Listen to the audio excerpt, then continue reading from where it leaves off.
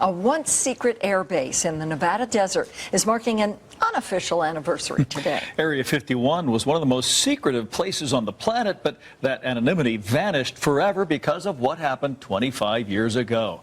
A controversial electronics whiz told a fantastic tale during a TV interview, and the story still reverberates today. The I-Team's George Knapp played a part in what became an international sensation. He's here with an update. Setting the stage, Dave, you might not know this, but 25 years ago, a young anchorwoman named Paula Francis and I were prepping for the 5 o'clock news when we learned that our scheduled live interview had canceled. We placed a call to aviator John Lear to ask if he could get a friend of his to fill the spot, a guy who reportedly worked out near Area 51 and had seen flying saucers out there. It sounded outrageous at the time, but that interview with Bob Lazar turned Area 51 upside down. We coaxed a reluctant Lazar into returning to Las Vegas to talk about it.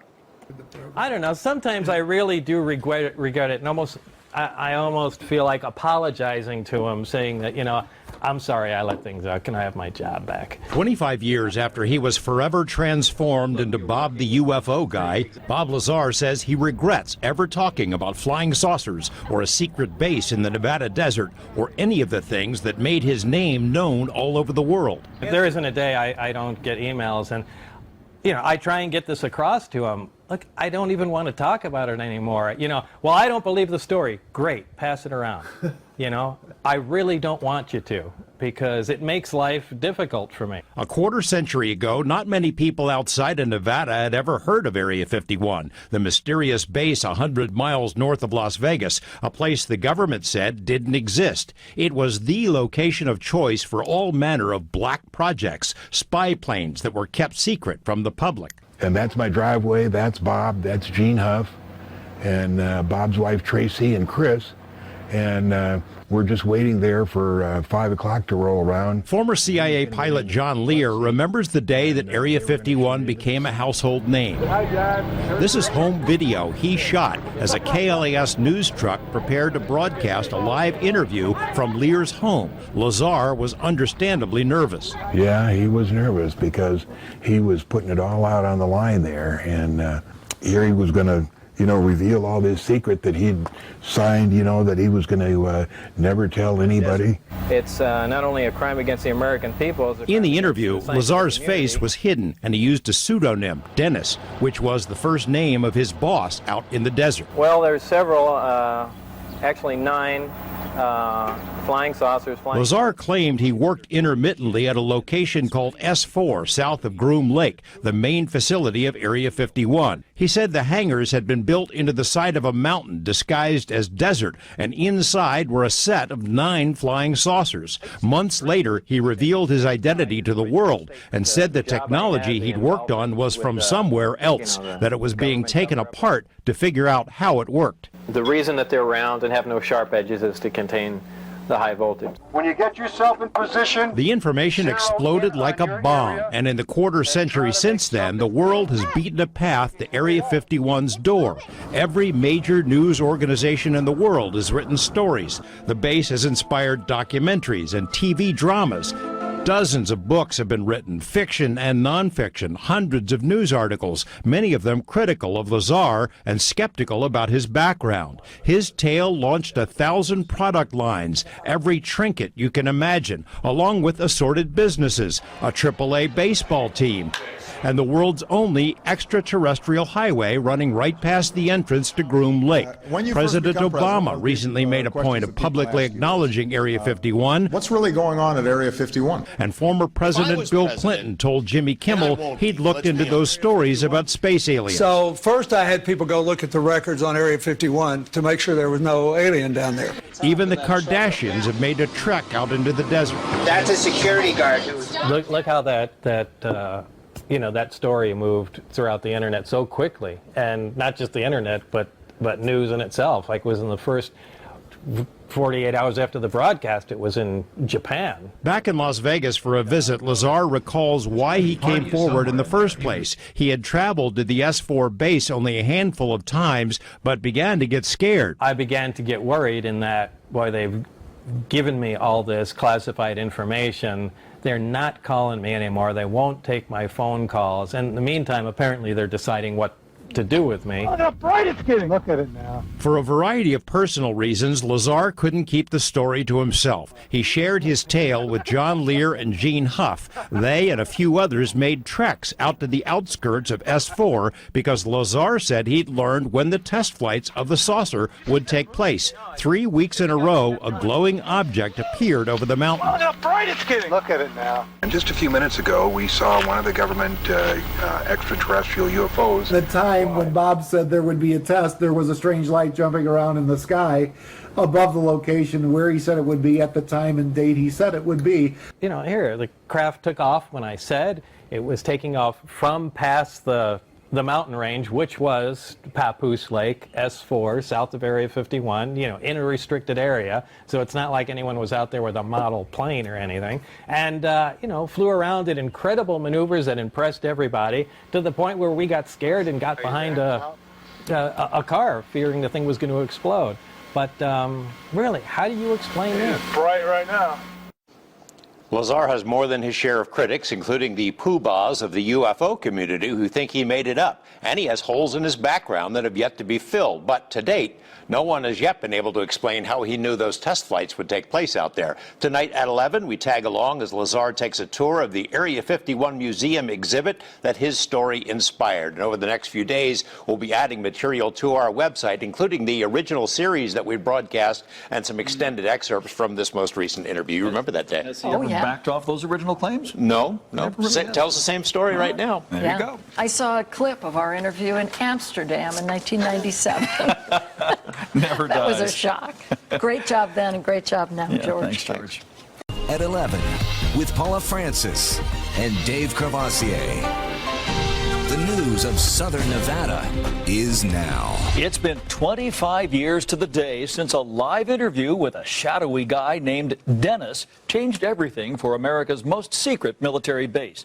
Dennis turned out to be a Las Vegan named Bob Lazar, who claimed to work at a secret facility built into a mountainside just south of Area 51. The story started a UFO stampede that continues to this day. Lazar has tried to put the flying saucer stories behind him and has been discredited in the eyes of some critics, but it is a story that simply won't go away. We coaxed Lazar into talking about the last quarter century of UFO craziness. The I-Team's George Knapp has the story. What better way to unwind after a long day than a glass of Groom Lake red wine from the Ailey Inn? Maybe spend a few minutes staring at the paintings you picked up at the Area 51 art show, while perhaps listening to the Bob Lazar music video. The story that Bob Lazar told 25 years ago this week has gone around the world many times over, inspiring books and TV shows and movies. Who knew that Indiana Jones' warehouse is at Area 51? That sound you hear means Agent Black will be waiting for you. You're too nice. Another repository of Area 51 lore is the exhibit at the Atomic Testing Museum. While in town recently for our interview, Lazar took the tour. I guess I have to get a picture of that, too. It was a little surreal watching Bob Lazar as he saw tape of the first interviews he ever gave about his time working at S4. Later, as we plowed through boxes of paperwork about his claims, Lazar reiterated his preference that people don't believe his story. Look, I am not out there giving UFO lectures, producing tapes. This is not a business of mine. I am trying to run a scientific business.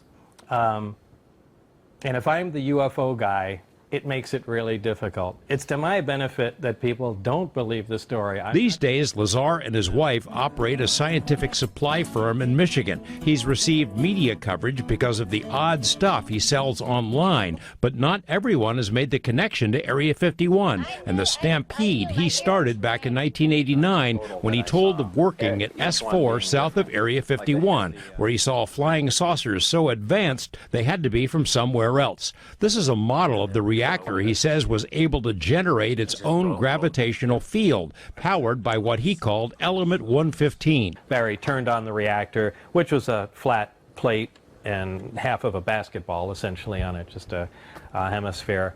And once it was activated, you could not touch the sphere. You put your hand on it, and just like the like poles of a magnet, exact same type of force. He had a little golf ball, and we dropped it on it, and it never hit the sphere and fell off, and then we threw it at it and it rebounded and knocked the ceiling tile out of place. But it was that alone is something amazing. Look, that can change everything we know today. The story exploded among UFO researchers and just as quickly led to questions and denouncements. The I-Team confirmed Lazar had previously worked at Los Alamos National Lab, but we also reported his claimed education credentials could not be proven. UFO experts, including physicist Stan Friedman, also dug into his background. I say, here's a bright guy. I did a lot of checking on him. I find a lot of things didn't check out. That doesn't mean I disagree with everything he ever said or that he was a liar all the time. It means that I can't buy the story as presented. What all he did out there, I don't know. Lazar says there's no end to the questions, and even if he could prove he worked at S4, someone would say he must have been the janitor. So he generally avoids the topic altogether. Oh, you want some of the fame. What, the fame? There's no big dump truck dropping money off at my house every Thursday night. I'm not out for any fame. I really have better things to do. Generally, people have to twist my arm to come out and do things like that. As you know, you're the arm twister. Those who were around him at the time the story broke or took the trips into the desert to see the craft fly above S4 say you really had to be there. Did you see that move it did? There's a MUFON moron that calls me every once in a while, and he says, well, you don't still believe that guy, do you? And I say, I lived it. The whole 2 years, it was fantastic. It was one of the greatest times of my life. He wouldn't go through the trouble to make up a story to lie to people and then perpetuate that lie. Bob has no idea who won the Super Bowl and the World Series last year, do you?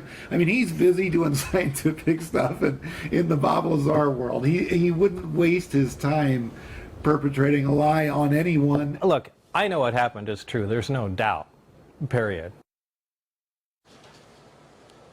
Lazar was known to have unconventional interests and a spotty financial record. So why would a top secret program let him in? One theory is that maybe someone predicted he would spill the beans and was chosen because they wanted the UFO story to be planted. Lazar told us he can't rule that out entirely. We're putting together a special Area 51 section on our website, and we'll be adding material to it over the next few days, including extended excerpts with the most recent interview. And by the way, the Area 51 exhibit is having a grand reopening this Saturday. That alone is something amazing. Look, that can change everything we know today. Just having a machine to produce artificial gravity.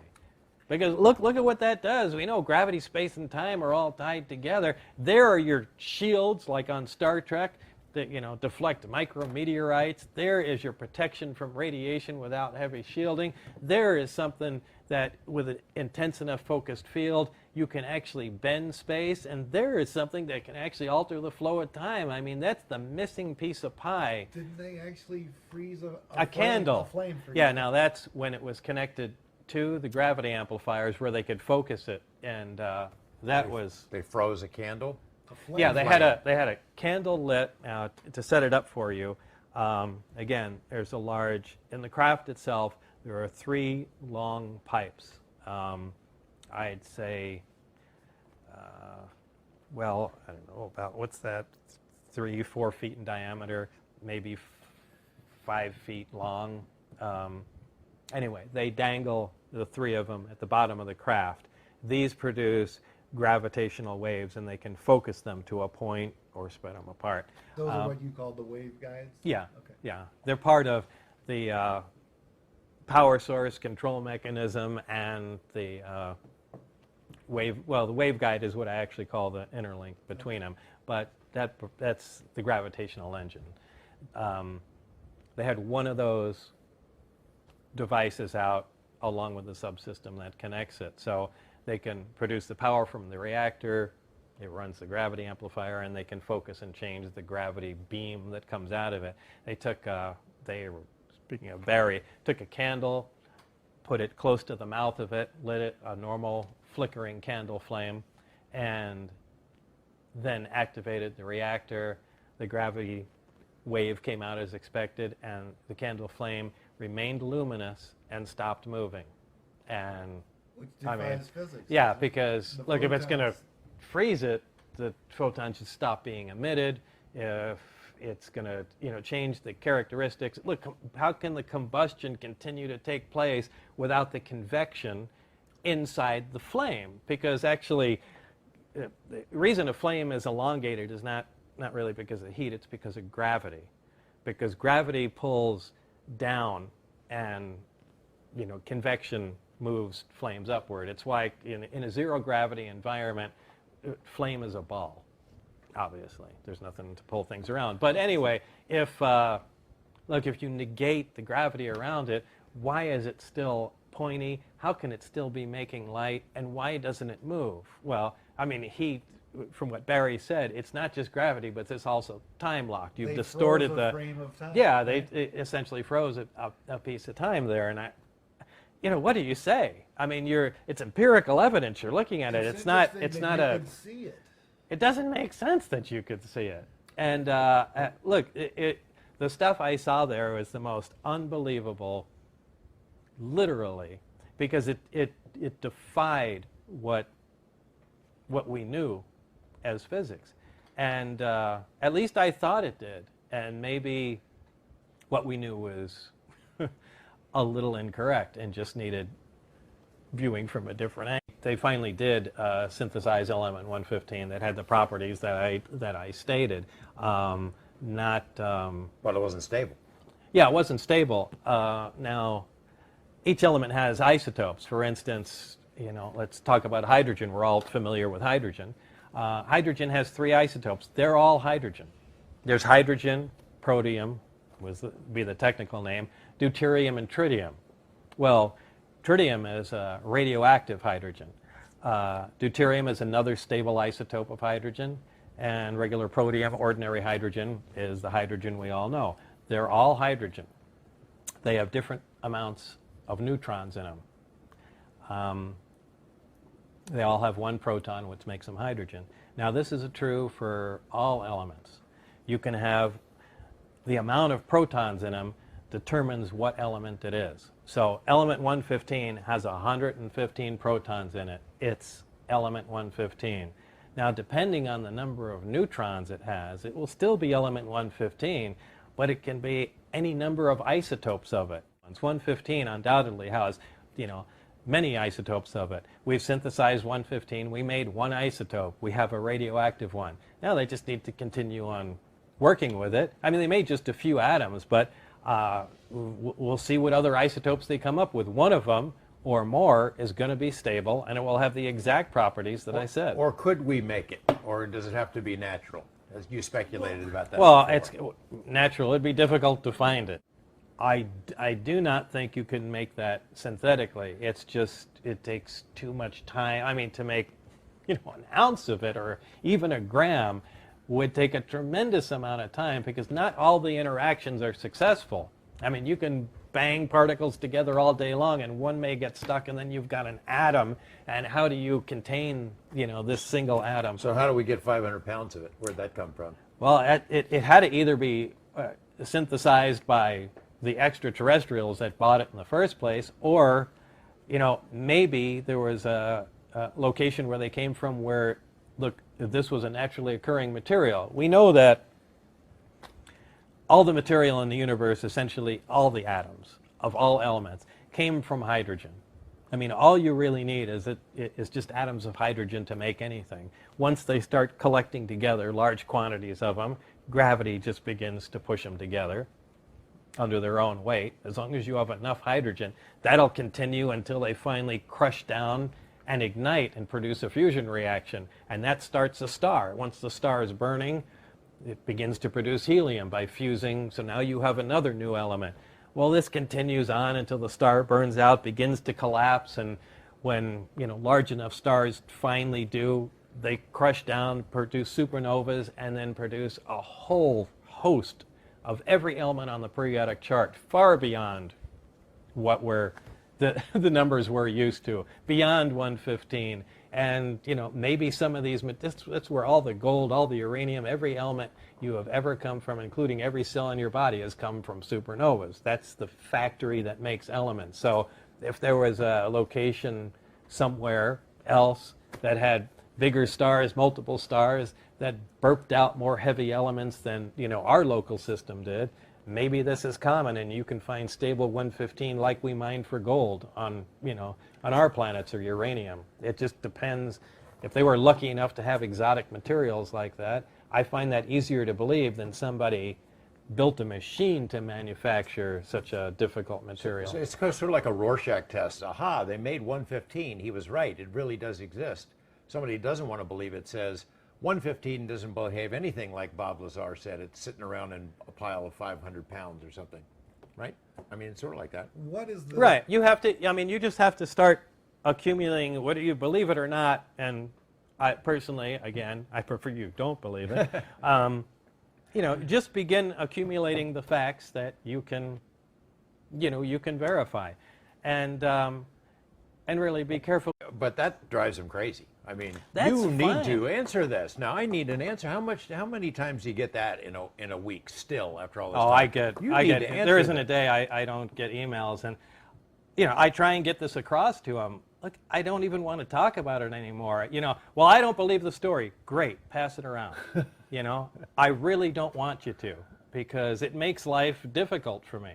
I'm trying to do serious research. I've got contract with governments and other companies for R&D work, and aside from other scientific interests, and I want this divorced. Look, if I went and did everything I can to prove my story, and reached a tipping point for where people like Stanton Friedman and people along those lines said, you know what, this is beginning to look factual. Do you know how that would annihilate me?